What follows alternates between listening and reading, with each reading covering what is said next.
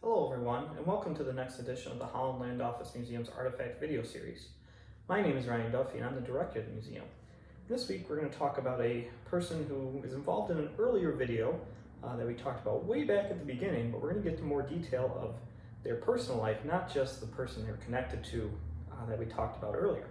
So this week's topic is going to be Lucinda Morgan, who was the wife of William Morgan, who disappeared from Batavia back in 1826. Now, if you want, you can check out that video way back when we first started these, as we talked about William Morgan in more detail in his kerfuffle with the Freemasons. But we're going to talk about his wife, Lucinda, who led her own very interesting life, and maybe you could say even more interesting, dependent of her husband, William.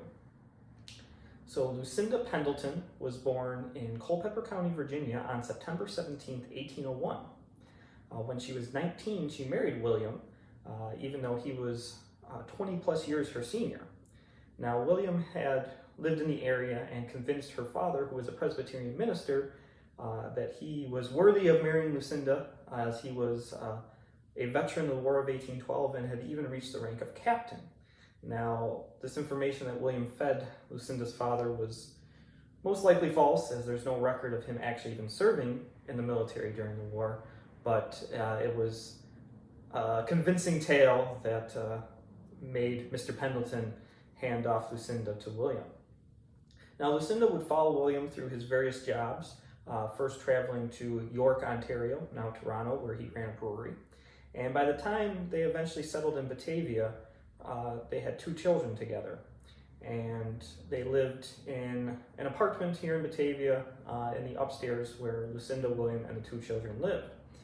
Now, throughout William's ordeal with the Masons, Lucinda was sort of wrapped up in everything and had to deal with constant harassment, especially if William was not home and she was the only one home. She would be interacting with individuals who were not too happy that William was trying to write his expose of the secrets of the Freemasons.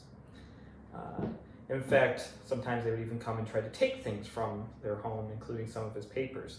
Now, after William was arrested for the last time and actually disappeared, members of the Masonic order actually came into their apartment and convinced Lucinda that they needed all of the work that William had done and took all of the papers that he had in their dwelling, and then took her to Canandaigua in order to see William and have him released. However, by that time, he was no longer in Canandaigua jail and had been taken away. So she was left without knowing where her husband had been, as he had been gone for several days at this point, and she had no idea where he had went to. And this whole incident from Lucinda's version was transpiring around September 11th, when William didn't come home after going for a walk, and eventually by September 13th, he was aware that he was nowhere to be found. So then fast forwarding a year later, at this point, Lucinda has basically resigned herself that William is gone forever, though she's still not sure what actually happened to him. But at this point, a body washes up on shore on Lake Ontario, and everyone is convinced, or at least wants to believe, that it's William Morgan's body.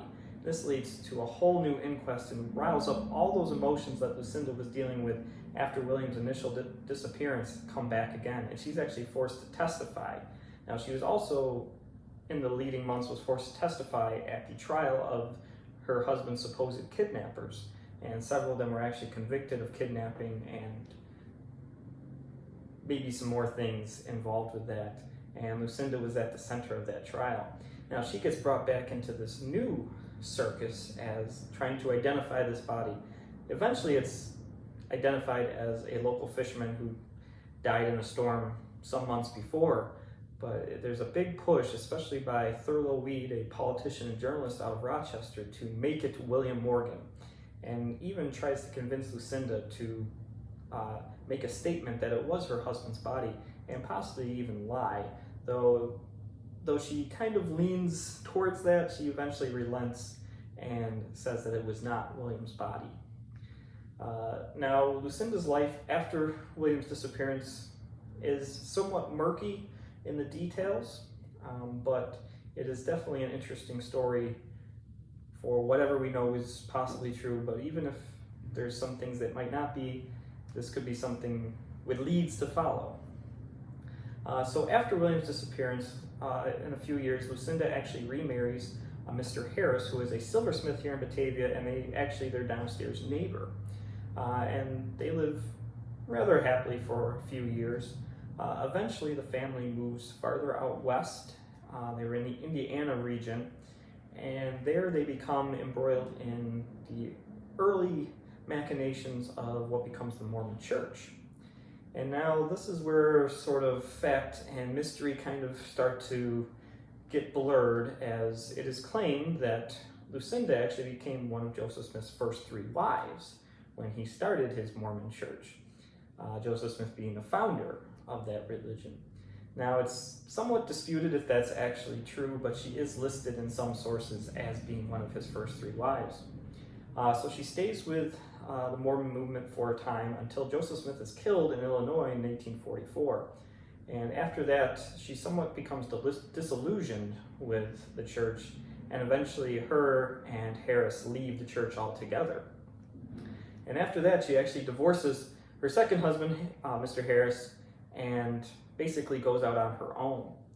And from there, the last that we hear of her is actually that she was a nun living in Tennessee, near where her daughter had eventually settled. So she started out Presbyterian, as her father was a Presbyterian minister, eventually became part of the Mormon Church, actually a very early convert of that, and ends up being a Catholic nun in Tennessee. So she ran the gamut of different religions here that were established and grew in the United States. Now, we're not even sure when Lucinda died, but it was sometime around 1856, give or take a few years, where she died, probably in Tennessee, still as a nun, but we're not even sure if that's the case. So her life was shrouded in mystery, but definitely an interesting tale, outside of even being married to William Morgan and what happens to him. Well, I hope you enjoyed this edition of our Artifact video series and learned more about the very interesting life of Lucinda Pendleton Morgan, who was the wife of William Morgan, and more about her connection to his disappearance and the life she had to lead after that. But if you enjoyed this video, be sure to check out the rest of them on our YouTube channel, Holland Land Office Museum, and as there's well over 115 now, I've been doing this for a few years at this point. And be sure to like any that you really enjoy, and even subscribe to the channel, as it helps us out a little bit, but gets you notified even quicker when we do release new material. But as always, the best way to come and learn more about these stories and others is to visit us here at the museum, and we'll share even more information than what's just included in these short videos.